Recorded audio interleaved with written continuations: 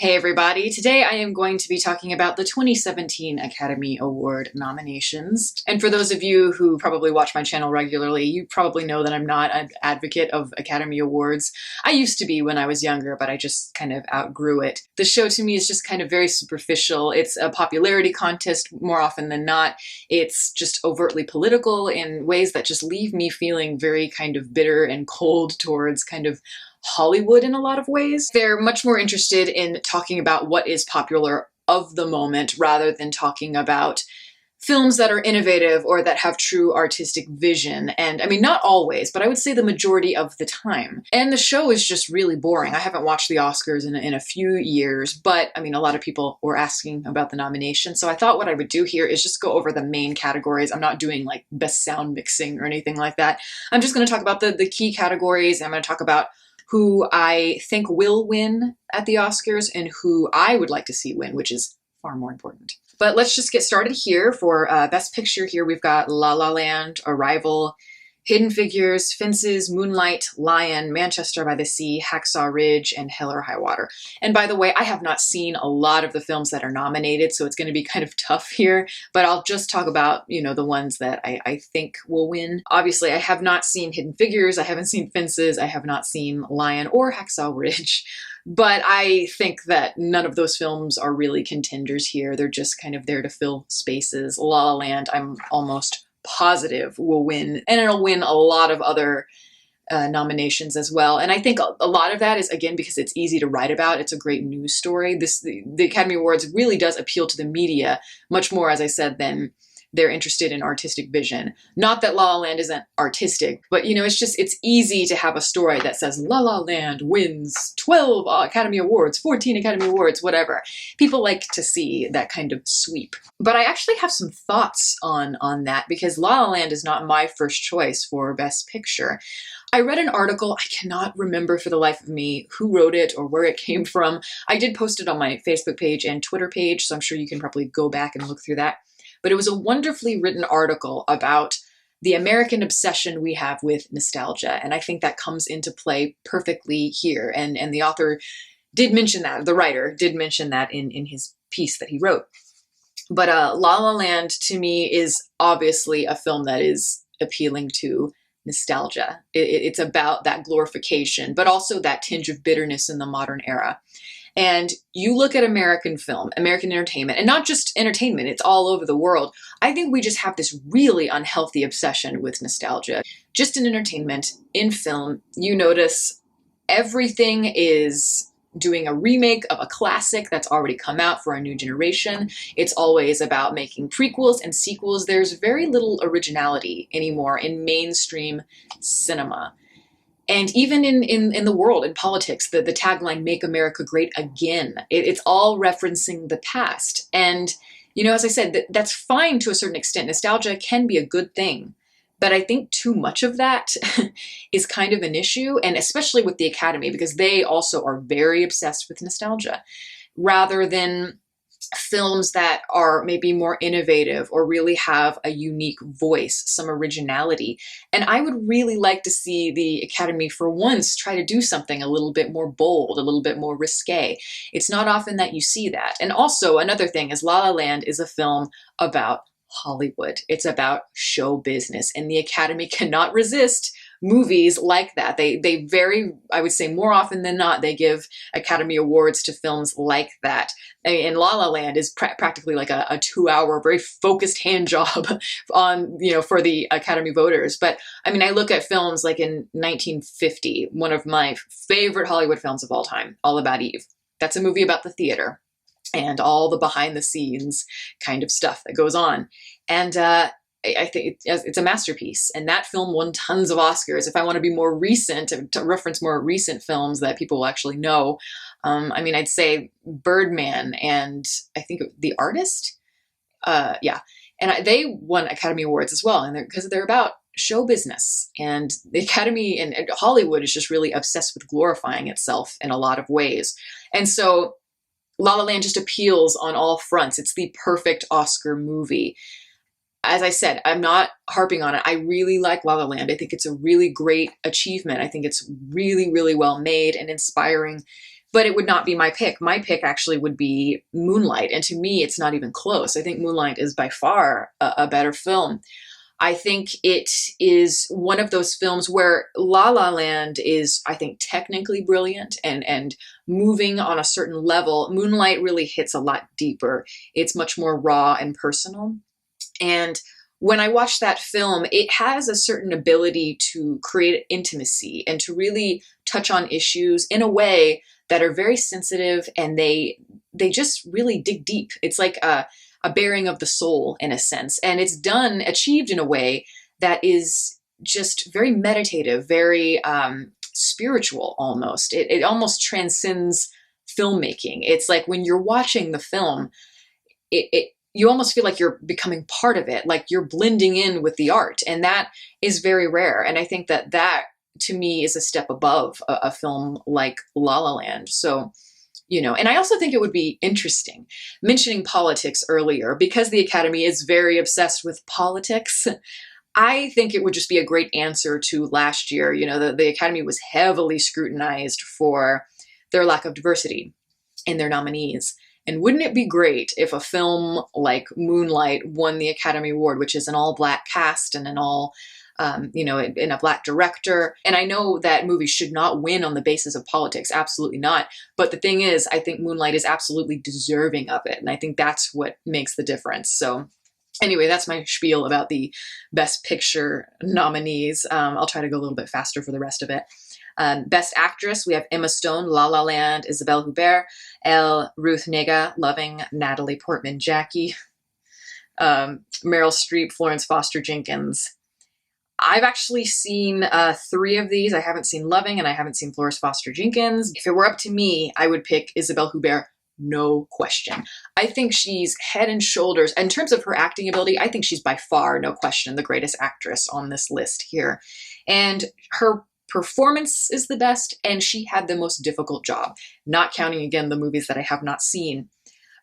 It's just her character. It's kind of a feminist anti-hero in a lot of ways, which is very complex and very dark and very unpredictable. She just has this ability to inhabit the skin of the character in a way where it's like she's been them her whole life. And I think she was just astounding in that film. But I don't think she'll win. I think with the Academy, I've noticed this more particularly in recent years. They always have to give one slot to an actress from some foreign film or some artsy film, typically an actress that's older in age.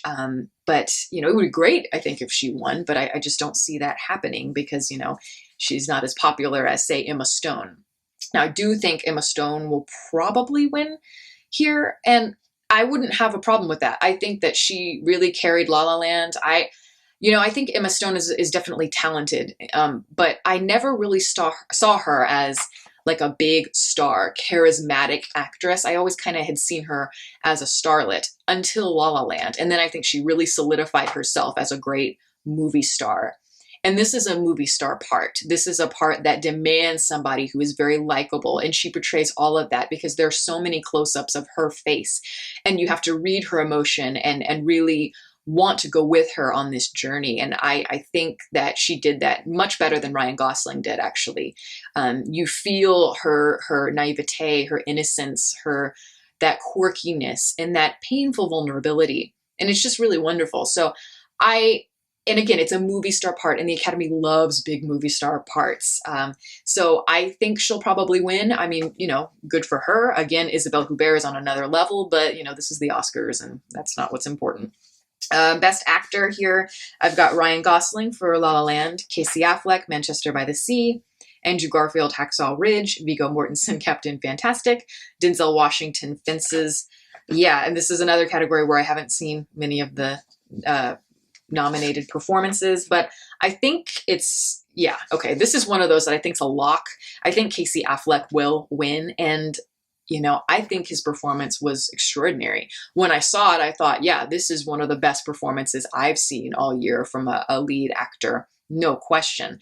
And I think he is just a remarkable actor. I think he has an ability to really, like Isabelle Huppert, he has the ability to really inhabit the skin of the character in a way where it seems like he always was that character. And this character, he just has that ability to really capture subtlety, kind of those little mannerisms that don't matter in the big scheme of things, but it adds so much to the texture of the role. And I just think he was astounding in the film, and it was not an easy part to play. This is a very dark film. It's also very humorous. It's also kind of at times very mundane, and he just hits every moment so perfectly. So I would be happy if he won the Oscar, and I think he will. Best Supporting Actress, we have Viola Davis, Fences, Naomi Harris, Moonlight, Nicole Kidman, Lion, Octavia Spencer, Hidden Figures, Michelle Williams, Manchester by the Sea.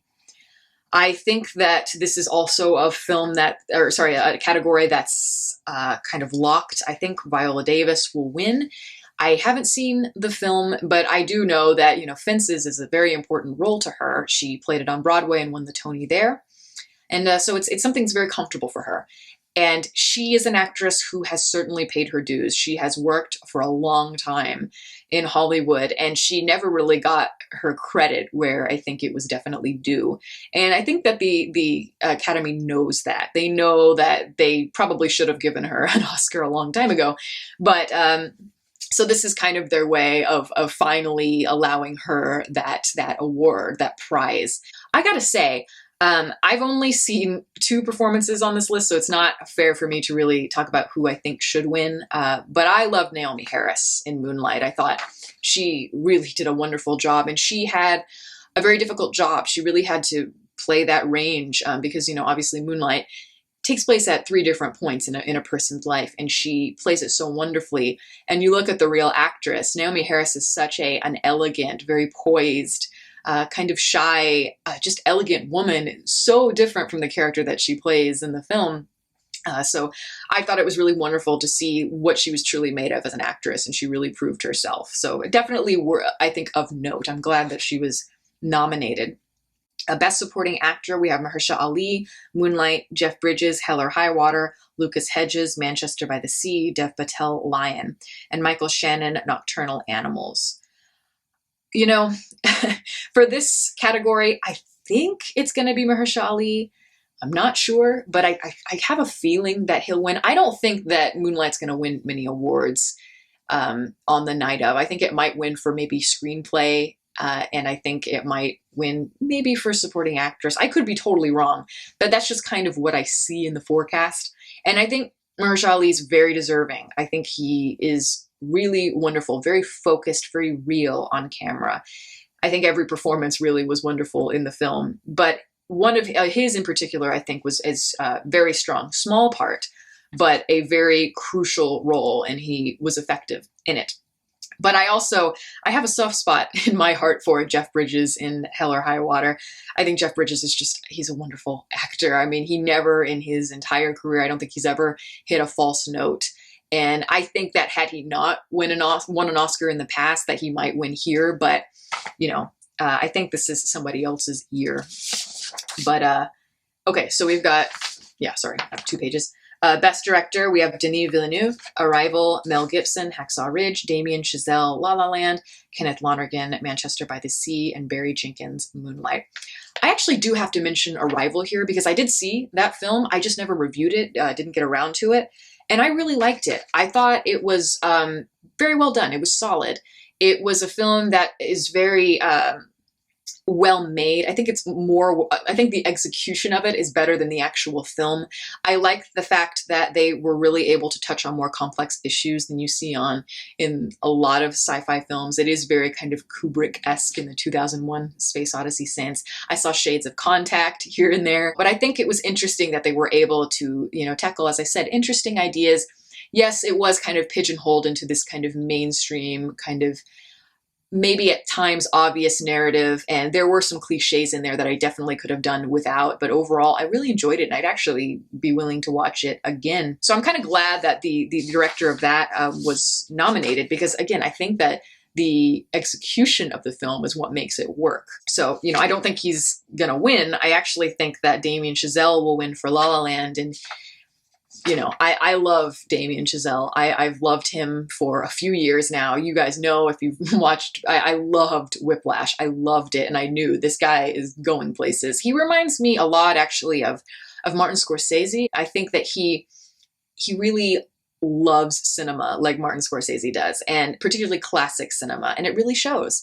And I cannot wait to see what he comes up with next. He's still very young. But yeah, I mean, La La Land is technically wonderful. And, you know, it was obviously, there was a big budget there, and it really did inspire in a lot of ways. And you could see how much passion and love went into the project. So, you know, I'll be glad for him if he wins, because as I said, I'm a fan. But I know this is probably no surprise to you all, but I do think Barry Jenkins should win.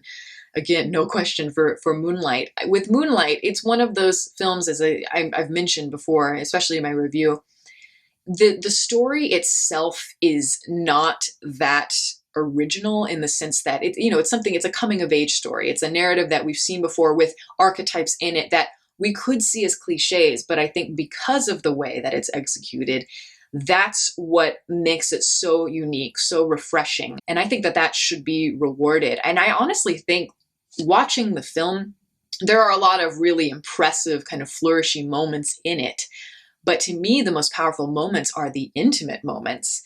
And in particular, I'm not giving anything away really here, but there in the third act, there's this wonderful scene at a restaurant, a diner sort of thing. And I think that scene is so beautifully composed. I mean, it knows how to celebrate the quiet moments in an almost dreamlike sort of way. So, you know, reality in a sense is blending with all of these internal struggles and feelings of maybe tension or fear. And I just, when I was watching that scene, I'm like, this is just technically brilliant. And so, yeah, I mean, again, for me, it's not really close here. I think Moonlight, you know, Barry Jenkins is extraordinary. But anyway, so those are kind of my thoughts on the Oscars, or the nominations. I am not planning on watching the ceremony, just because it's, as I said, it's just really boring. I watched it a few years ago and I was drifting the entire time. There's just other things I'd rather be doing. But, you know, there's my 2 cents at least for the time being. If you have any questions or anything like that, just let me know. Comments. If you'd like to follow me on Twitter, the link is below. You can also like my Facebook page and the link below that. You can watch more videos here, and you can subscribe if you want to. Catch you next time.